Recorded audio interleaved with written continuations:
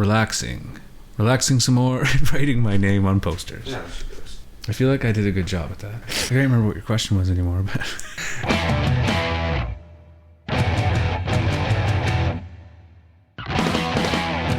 On this episode, I'm joined by Jeff Keleher, one of the fine folks that throws the infamous Keleher family Pocologan camp party. Listen in as we discuss the joys and stresses of throwing a true Keleher-style end-of-summer bash. So sit back, sip your poison, and enjoy the ride. I'm Kalen Capson, and this is the Pagan Place Podcast.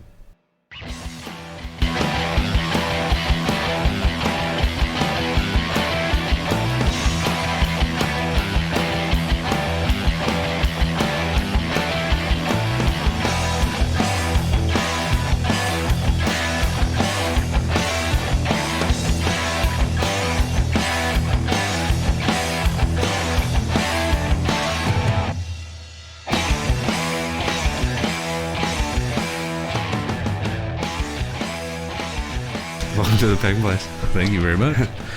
So the first question I always ask, and it's not always appropriate, but this time it totally is, what do you love about music? What do I love about music? The way that it brings people together, I guess, would be that. Just the way that people come together and appreciate something as a group, and, you know, it's just all about friendships and stuff to me. Yeah. Yeah. I know that's kind of a strange answer, but... no, that's a good answer. That's actually what I like most about it. I mean, currently. Yeah. There's always a lot of answers, a lot of different ones, but a lot of them relate back to friendship and memories. Yeah, really. There's another one, yeah. Yeah, memories too, yeah. Big time memories. Like triggering where you were at a certain time, or a certain date, first time you heard the song. Oh, yeah. Well, let's just start at the beginning. What started the Pocologan camp party? Well, it was a family, not even really a family. When I was old enough to use the family camp, by myself, I'd start to throw this annual big party. All it was a party. We'd have, bonfire jams and kind of, set it up a bit, but bongos and bonfires and, 50 people or whatever, which is a pretty solid party. And it just sort of grew and grew and grew to a point where one year we sort of rented a PA for the first time. And we did it kind of as a memorial for a friend of ours that had passed away. Man, it was like 150, 200 people there in this, at the time, it was a smaller area. And we sort of thought, hey, maybe we can do something. So we just sort of grew slowly from there. I think that was 5-6 years ago. Yeah. Now, where, that sort of turning point of getting a PA sort of was where it all started, and then just sort of grew from there. And then last year we just decided to kind of step up the game and get our stage off the dirt, and it really worked out really well. People came out and supported us, and we were super lucky to sort of just meet what we needed to really encourage us to keep going. That's sweet. Yeah, it's funny that it had such a simple start. Yeah. Well, I mean, and we've always gone to music festivals, even with my father. Yeah. It's a family thing almost, not really my mom's thing. These big drawn out things, but she understands it. But we've been going to festivals together. I think my dad came to, I think it was the last Sunseeker festival in 2009 or 2010, somewhere around there. And he's been coming with us ever since. So since before Pocologan was sort of a little mini festival, we've been doing that and admiring that. And I've been promoting, when I was younger, I promoted some shows. So I've always sort of had that interest, I guess. Did you ever think it was going to turn into this? Other than running the PA, did you think there's a point where, let's just do a festival?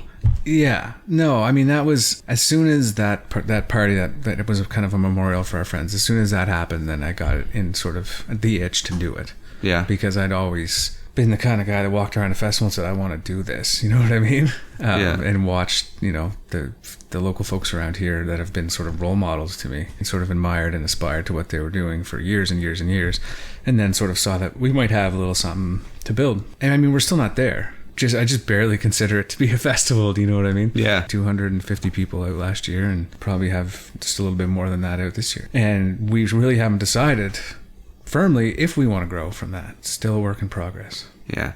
There's a lot of, the bigger you get too, it's more risk. Yeah, talk to me about risk. It's your favorite topic. My favorite topic. I just got goosebumps a little bit.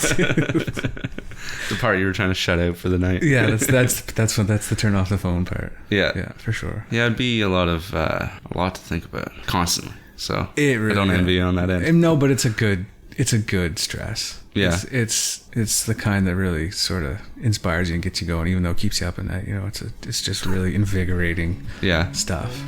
I mean, I don't necessarily handle it that well, but it's fun.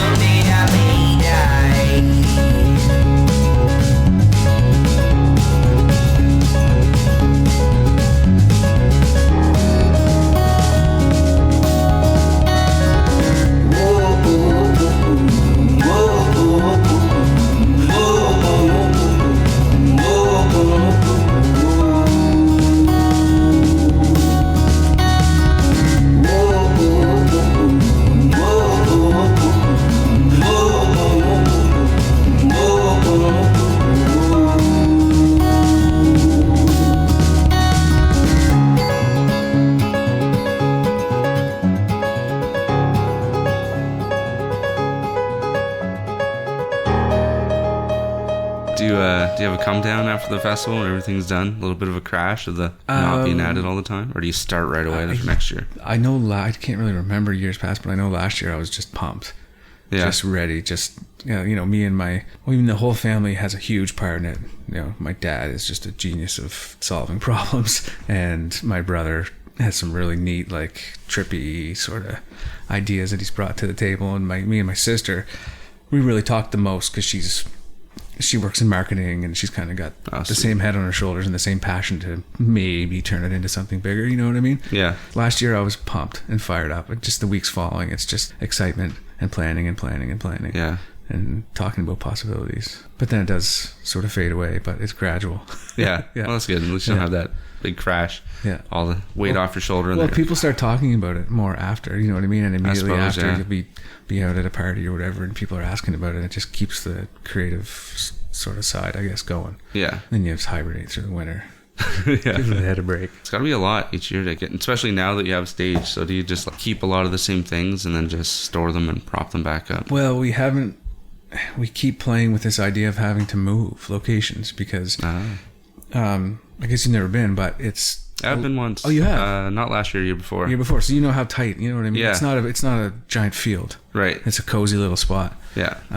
It's a lot different than it was the year you came. We've sort of moved everything to the back and cleared a little bit more land, but it's still a tight spot. And we still rely on the amazing cooperation from our neighbors. Like, we've got the best fucking neighbors. You need to. Oh, man. I mean, they allow us to use their land for camping and all that. So I don't want to ever sort of abuse that. So we've always wondered, how much more can we grow without it being just a little bit too much for these people to handle, because they already put up with so much, right? Right. So we haven't really invested in anything permanent because there's always this possibility. Oh, right. For the last 2 years, we've been saying, hey, maybe we'll move. Maybe we'll move. Yeah. And then we sort of for the last couple of years, keep coming back and saying, well, we got a good thing going on here. So yeah, it's pretty sweet. Yeah. Pretty tight spot. Yeah. How serious has that sort of thought been? If we want to grow in numbers, we have to. So really, it all depends. If we have a crazy successful year like last year where we actually break even, then maybe it's hard to say. The outcomes have two different thoughts, you know what I mean? You can, if it's a great success, then you think both, shit, let's grow this, but also, hey, this is cool, maybe we'll just leave it the way it is. But it kind of gets to the point where if you want it to be better, you need to start charging more money. So how far can I take that with 250 people? I'd love it if 250 people would pay big money for one main night of really crazy music. We're doing Friday this year too, but it's going to be a little bit earlier finish and quieter. Only one DJ kind of thing. Yeah, I'd love it if I could just focus in on that, a core group of 250 like reliable attendees and be able to, bring in crazy music for that small intimate crowd. That would be a dream come true. But, people are kind of picky about how they spend their money. Yeah, right? That's true. That would be amazing. That would be the ideal outcome if I knew 100% that I could take a risk on that small following, you know what I mean, but a reliable one. Yeah, I would so keep it there. But I also do want to have 2,000 people showing up too, 'cause that would be fun. That would be amazing. Yeah. Talking about stress. Well, no, you just need more people to. Yeah, I suppose. More people to give you a hand. You don't do that kind of thing yourself. Or even just a few people like we do now. Yeah. No. Good point. It's kind of a determining factor. I mean, every year, Crystal and I look for a festival to go to. And usually, the past couple of years, Future Force has been our big one. Yeah. And that's kind of been going up every year a little bit in price. So we went to Freedom Fest like 5 or 6 years ago. Yeah. Which was the first festival we really went to. So it was like, all right, well, let's just go to this 2 nights, $90. Worst case, it'll at least be somewhere we're at with music for the weekend, depending on how many people show up. Yeah. And we had a ball. Really? Yeah, it was a good time. A lot of people, people showed up for it. Yeah, it was quite a few people.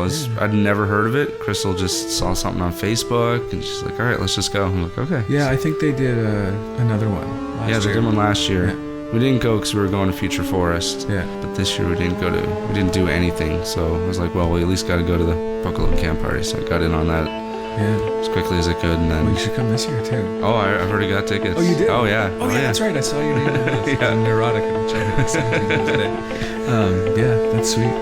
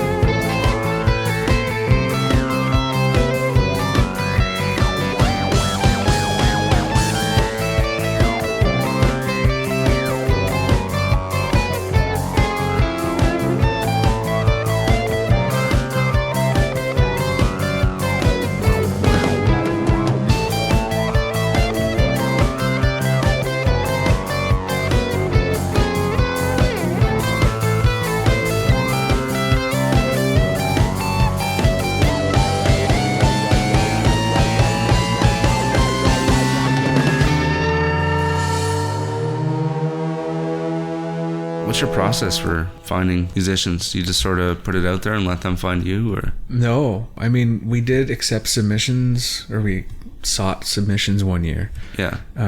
But we sort of got a lot of one type, or a couple of types, genres, or types of artists. Yeah. Where we like to keep things more varied. So, and also just kind of too many. We're just a small, like where we were just doing it for one night, Saturday night. There aren't really a lot of slots to fill. Right. And we often have friends that we like that, have played on and off over the years. And so there's always a few spots taken up with that. And then we have some ideas of who we want to play. And then that only leaves 2 or 3 time slots to fill with submissions. So I think we're getting there. Maybe we'll do it next year. Maybe we'll wait. I don't know. But really what we do is just start throwing ideas back and forth. Social media and just cruising around and seeing who's played where, and of course going to festivals the year before and seeing bands play and all that, and then just kind of chasing down whoever you like. Send out emails. I'm kind of getting better at that. That was the most daunting part early on, was sending out emails and never getting an answer, and you're just like, oh well, shit. Yeah. But we never had we couldn't prove that we were worthwhile. There was no media out there or anything like that, so people are like, what the hell is this?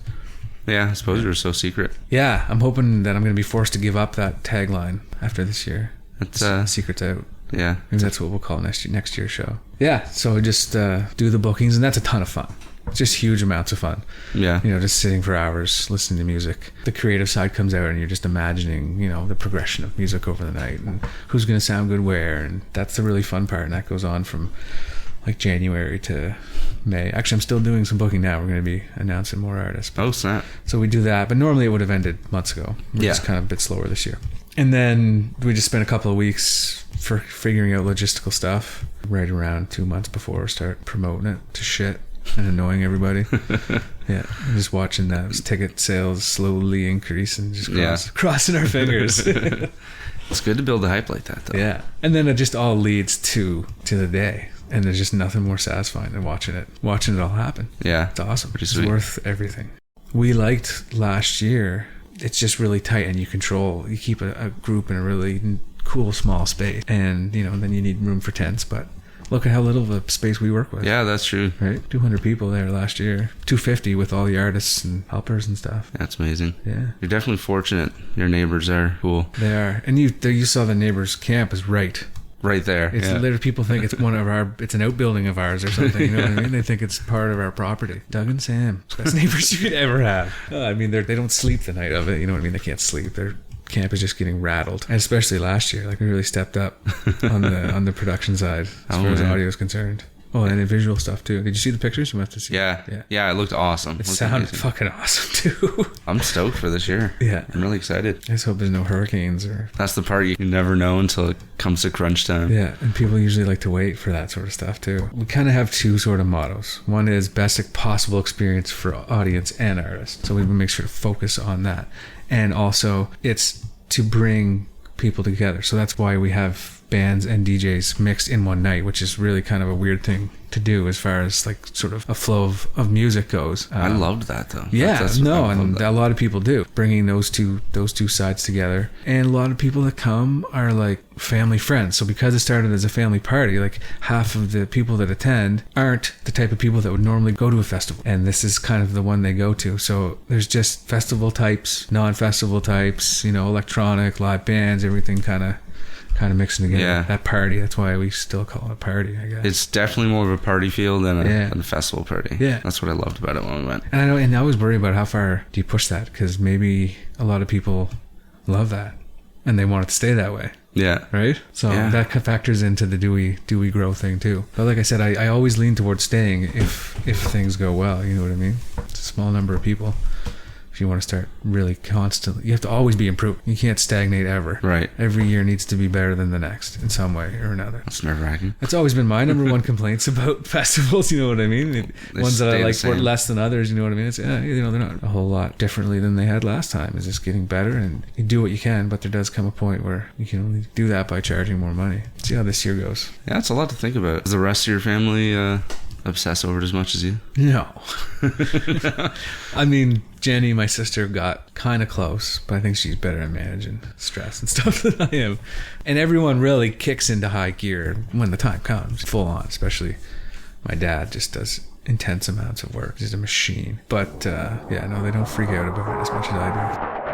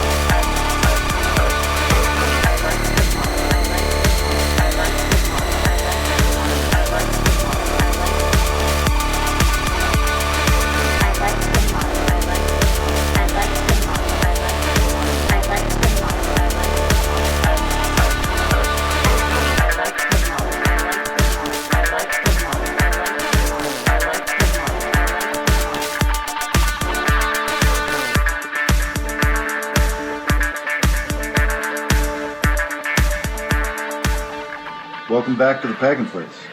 Here, let me top up that poison for you. No, you keep the tip. All we need is a little like and share. That'll do just fine. There you go. Have a good day.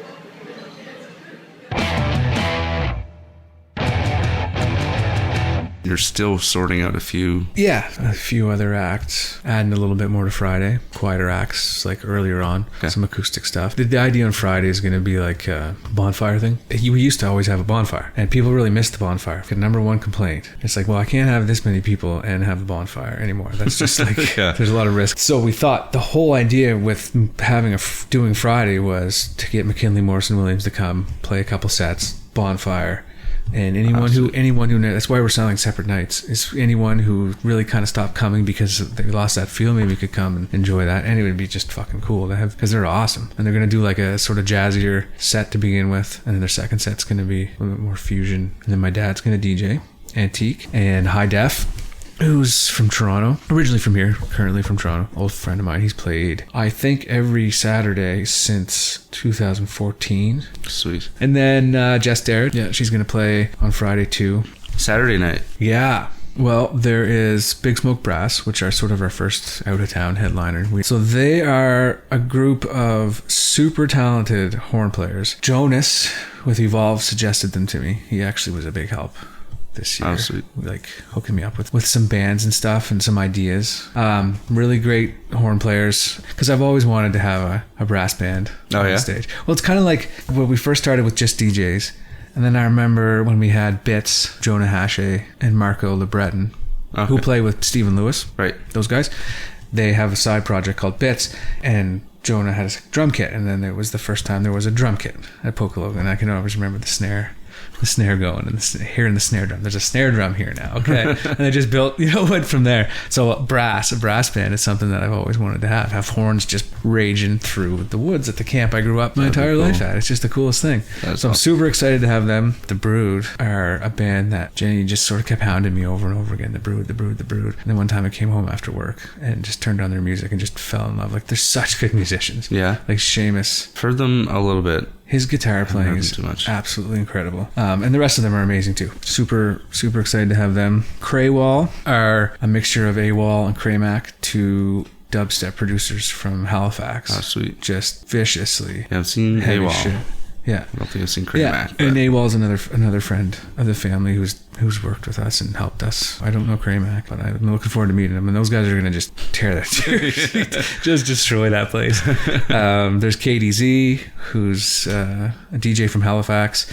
Lost Bets is another really cool one. That's Gordon Gets Lost and Betsy White. So Betsy White, one of my favorite DJs, and Dalen, one of my favorite people. He's been playing for, probably 4 or 5 years, every year as well. And last year, when Gordon Gets Lost headlined the show, they're buddies, and they've sort of jammed together here and there. So I asked if they'd jam a little bit. Anyway, I fell in love with it, and I hope everyone else did too, because they're doing a full set of that jam together. So it's it brings like a little bit of an electric feel to the Gordon Gets Lost thing, which I thought was just a cool little interesting matchup. I'm really curious. Yeah, I think it's going to be a lot of fun. And Jamie Comeau and the Crooked Teeth, like, they're just exploding right now. Yeah. Like, he's got to be like arguably one of the best frontmen going. I just love that guy. And then backed up by, I think everyone else who plays with him, other than Drake, has played Pocologan, you know what I mean? Or the Elephant Skeletons B-side project, whatever, TAAPE. Looking forward to that. Cliff has been Pocologan for the same amount of time, 4 or 5 years. Oh, yeah? Whether it's Elephant Skeletons or Wecro Light or TAAPE. I'm just lucky he has so many projects. That's true. So that I can have him every year. The year that I saw, it was him as Elephant Skeletons and Wecro. No, it was just Wecro Light. Yeah. We only ever did one. Well, right. Wecro Light was only 1 year. So I was thinking Dave Mazarol. Yeah. Math class, second time. Great fellows. They're a lot of fun too. Yeah, looking forward to having them. Natalie Lynn, who is a great performer from Halifax. She's going to come with her band, who I know their bass player, Keith, who I've been trying to get out to Pocologan for a while, so he's finally going to get to play that stage. That's fun. And the one and only a new bass, my good friend Mike Story, who's been with us and helping an integral part to the whole thing from the very beginning. And then Bits are going to do visuals again. So that's Jonah Hache, who's worked with us sort of since that turning point. Yeah. He kind of signified our shift in, so he's been with us forever. He's a sweet dude. And then Yeti Visuals, which is Derb. He's going to do Friday night visuals. I've never laid it all out like that. Spoken it. That was fun. Yeah, that's awesome.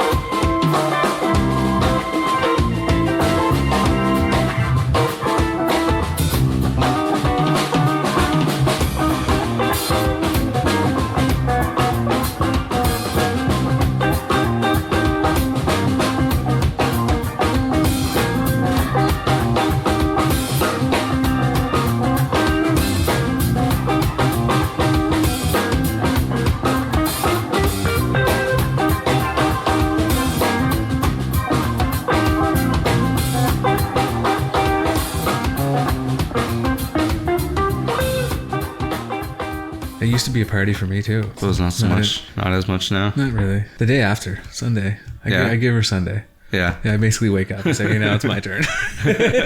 Unwind a little. Yeah. Need some more volunteers. That can be a really challenging part of it all. Yeah. Is getting people to just commit to helping. Yeah. Like, you'd be shocked at how hard it is. Of course, I've got my good friends that are always there. You know, you factor in that they have lives. You know, we put out a call for volunteers and the response isn't that great. It's probably the biggest challenge I'm learning. I'm sure anyone that runs an actual festival is listening right now saying, yeah, dude, obviously volunteers are the hardest fucking part ever. But I'm just learning that now.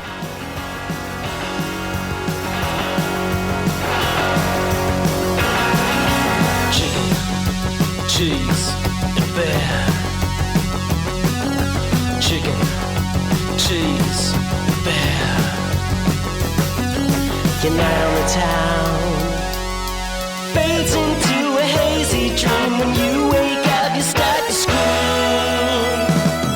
Why do you do it? What have you done? You do it again, you do it again, you do it now. Chicken, cheese, bear. Chicken, cheese, and bear. Your night on the town fades into a cul-de-sac within a suburb of your mind. Why did you do it? What have you done? You do it again, you do it again, you do it now.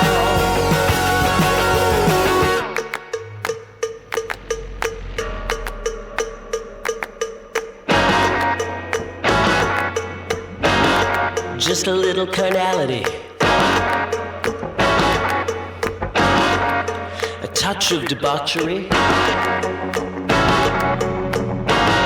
Oh, it's total insanity.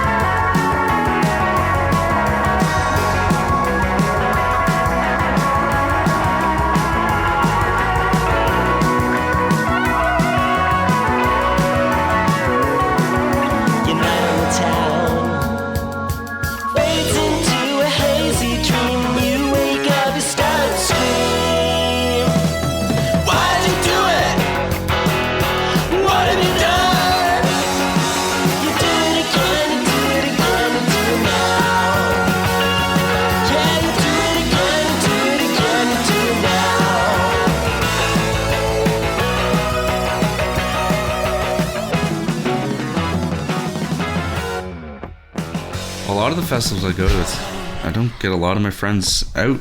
No. Try to get friends to go to Future Forest. We went the past 4 years, I think. Could never talk to any of my friends because they're like, oh, I don't want to go to a festival that's just one type of music. It's like, well, it's not really, but it's not even about the music. It's just, that's just something you get lost in time to time. Yeah, exactly. And between donair poutines. Oh my God, they're so good. Man, donair poutines and Milda's or Gilda's pizza at Folly Fest. 2 best festival foods. Yeah. And it's, you know, it's other funny thing about, like you're talking about, like we're talking about the progression of Pocologan over the years, is I literally measure my success in number of porta potties, right? Yeah. So this new year I'm going to need what, like 8, 10? You know, That's awesome. We had 4 or 5 last year, and that was kind of like, well, that's like, I mean, that's one of the number one. One thing I've learned is you got to be early to rise, take care of your business. Yeah. So that's when they clean them out. Yeah. You go right after them. Yeah, you go right after them. Then go back to bed if you've got it. But if you can, in the heat. Yeah, that's true. The sun. I upgraded to a 10 trailer last year. Oh, yeah? Yeah, it was great. That's awesome. I already feel like it's too small, though. But it is pretty sweet. Yeah. To have a bed. Is there anything that you want to say or throw out there or any... I worry a lot sometimes that the whole secret festival thing discourages people from coming. Yeah. Back to like the stressful part. I worry that people don't feel welcome. You know what I mean? Yeah. Oh, well, who's, I don't really know those guys. I don't know anyone in that circle of friends. Like, can I go? Do I just ask? I don't want to ask. No one wants to be like, hey, can I come to your fucking party? Like, no one wants to do that. Yeah. Right? That's true. That's kind of how we rely on on getting new people, though. So I always worry that people don't feel welcome, and I hope that they do, because it's open to everyone. The secret thing's just, the secret's out. You know what I mean? Yeah. And it was never super exclusive. It's just we didn't share the address because we didn't want troves of people showing up. And Right. we stick to that for now. The exact location, we just wait till a couple weeks before, and then we share it with people who have bought tickets or are in the event, the secret event group. So I guess it is still a secret. But anyway, I want everyone to feel welcome, and that's really important, that people understand that it's the secret thing's just kind of more of a tagline than it is. It was kind of a fun novelty, though. It is a fun novelty, and we definitely played into it a little bit, and it is kind of part of it. It worries me. You're constantly just worrying, does this 3 people equals a good chunk of cash. You know what I mean? If 3 people feel uncomfortable, then there go, artist meals. You know what I mean? I could have paid for all the artist meals with those 3 tickets. Yeah, I remember the first year that Matt told us to go. We're like, well, he's explaining it to me. He's like, oh, it's a party, but it's not really a party. It's not as exclusive as I'm making it to be. Yeah. And I was just like, I don't know. And then as soon as we got there, we realized that it's not at all what it was. No, it's not. It's not some sort of no exclusivity involved. Yeah. We just like to know who's coming. Which makes sense. And we want people to really want to come. That's the whole benefit of the secret thing, is we want people to have to just look around a little bit harder. Yeah. And that sort of ensures that you've got a really cool sort of people that want to be there. It's not just something they chose to do on a random Friday. And that has really played into the whole vibe and the whole feel, and you saw it happen. It's just kind of a cool little feeling. Oh yeah. That's why, is because the only people that ever come are people that heard about it from a friend, and they're like, dude, you need to come. And then, so I don't want to lose that. I really like that aspect. Yeah. But occasionally you throw a promotional. Yeah, like a contest. Yeah. Yeah, that's just important, I think. Especially where the event page where the ticket link is. So you can't just buy tickets by going to the website or by going to our Facebook page. You actually have to be in the private event group where the link to the ticket website. Yeah. So you have to sort of touch base through our website. The ideal process is to go to pocologan.ca. There's a form there. You just fill it out, say where you heard about us, and then we get back to you and invite you to the private event. And that's where the ticket information is. But you have to get a lot of people on there. So we do the invite contest and then the promo with the new page and likes.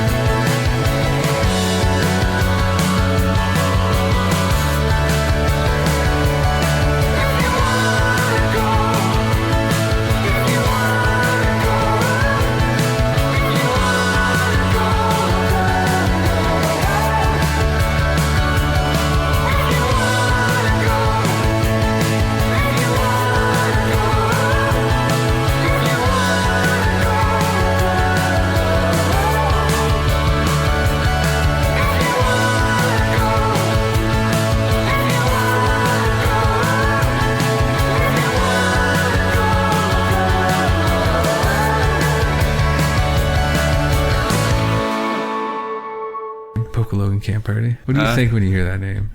Camp Party. What's a camp party? A camp in Pocologan with a sweet ass party. That's what.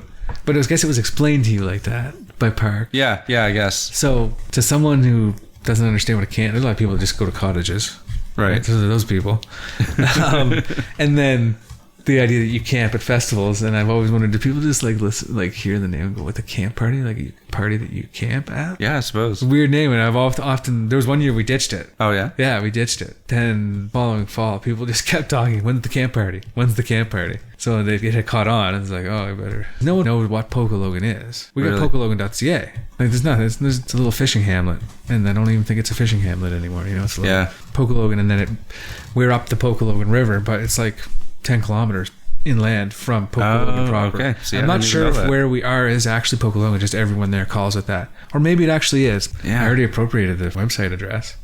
Yeah. I'm just waiting for someone to get a hold of me like, what do you think you're doing? You know what I mean? Yeah. The Hamlet Town Council or something. I think there's like 8 houses. But Well, that's kind of what I did with the name of the podcast, Pagan Place. I lived on Pagan Place.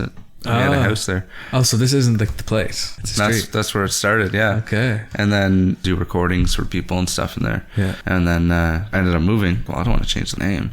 No. So I just stuck with it. Yeah. People always ask me if it's about pagan rituals and pagans, and no, that's the thing. Yeah. and I was like, no, it's just that's where I lived. That's where I recorded. A witch? Yeah, exactly. Yeah, so maybe we could keep the name. You know, sort of like put like Pocologan Productions on the poster, and we got a little logo that we sort of put in the odd place to maintain it. So you could take the name Pocologan Productions and name a festival something else, and maybe hold on to your Production base of people, right? Because that's the thing. I don't want to move and start over. Mestival does it really well. Have you ever been to Mestival? No. I haven't ever made it. But But seems like they got a cool thing going on. Yeah. 500 people ish. Yeah, I've heard really good things about it. That's what I've heard anyway. People love that. There's no one that goes to that place. I've never heard a single bad thing about Mestival. Not one complaint. Yeah, nothing. Another vibe. So that would be a cool goal. That level wouldn't be too much to over the top manage. No, and I would make that's kind of the goal. The goal for me is not to go like 1,500, 2,000. Yeah. Get a giant loan. Just do it mid-range. And just aim for that and make that the best you can, and then move when you can't make it any better under the current circumstances. Because change is a tricky thing. Like you hear people talking about festivals. Oh, it's not like it used to be. It's changed. Blah blah blah, and you can lose a lot of people that way, and people's taste shifts. And yeah, that's true. You know, it's a weird little thing to watch and to think about and to analyze. And to study. Studying music festivals, I guess, is half the fun. Seeing what other people are doing. Catching it firsthand. Yeah. I know Tim from Future Force, Tim Kukula. That's something that he does. I mean, he goes to... I guess everyone who puts on a festival does. Jonas is the same way. Been all around. But anyone who does that, it's your job to study it. And that happens to be going to concerts. Yeah. Right?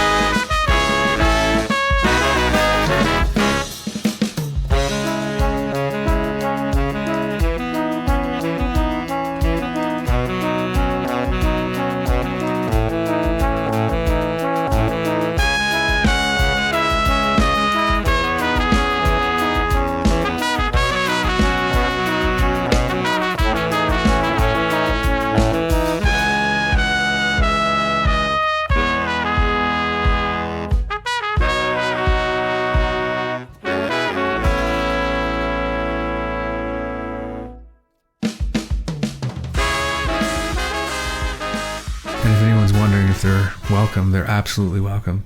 It's not a secret anymore. I can attest to that. It's super welcoming. Like, I can't remember why we couldn't go last year. Something came up, but I was really disheartened I couldn't go because the first year it was just so welcoming. Like, everybody was super friendly. Yeah. But we ended up hanging out with people who were strangers at the beginning of the night. By the end of the night, you're just that's awesome. Chilling with them, and ended up hanging out a lot with, I think his name's Chris. He was the bassist for the Snorkelers. Yeah. Or something. Yeah, Chris, yeah. And he kept telling us his name was Bruce the whole day. Yeah, so well, he's Bruce on Facebook, I think. Oh, is he? Yeah, okay. Yeah.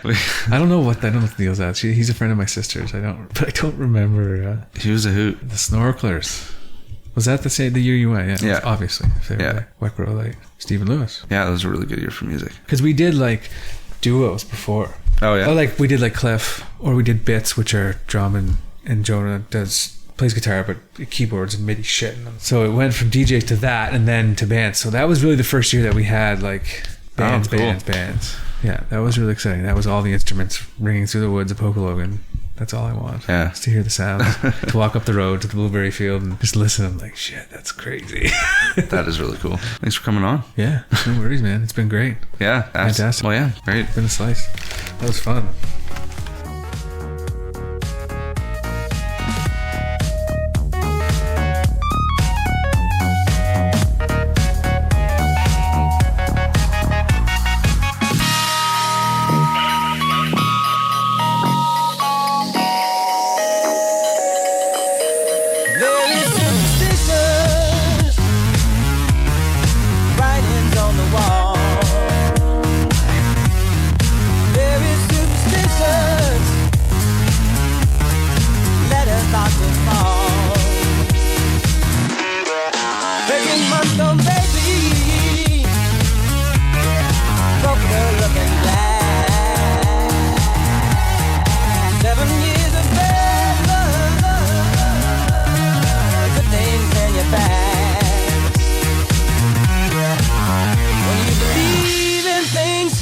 That you don't understand and you suffer. Superstition ain't the way.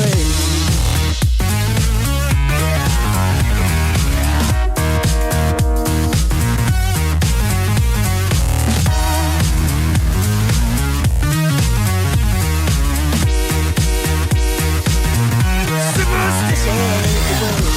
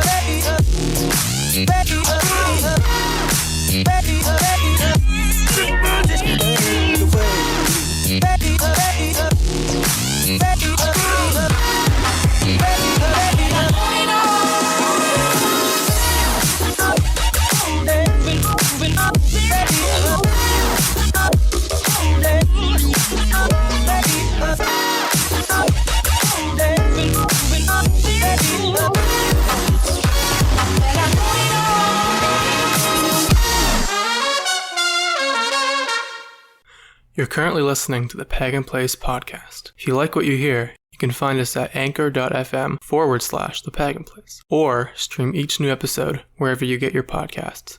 I'll edit that out. Don't worry.